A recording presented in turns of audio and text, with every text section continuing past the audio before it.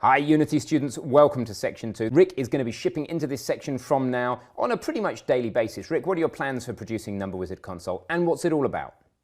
We're following the original Number Wizard console pretty closely, so this is great for people who are completely new to C#. We're going to be jumping in right at what's a variable, how do you write a method. In the previous section, we very quickly wrote print hello world.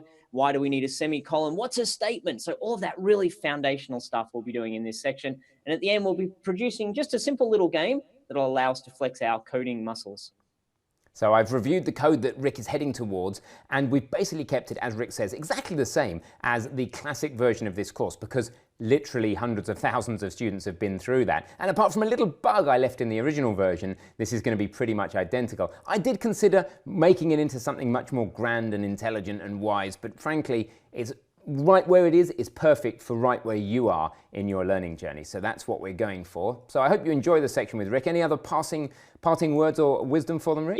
Yep. If someone's already pretty familiar with C#, then you might want to watch through these videos at 2x speed. And if you find yourself covering stuff that you already know really well, then feel free to skip this and go to the next section. But if you're new to coding, dive right in now. Take your time, do the challenges, and enjoy the fact that you're really expanding your knowledge.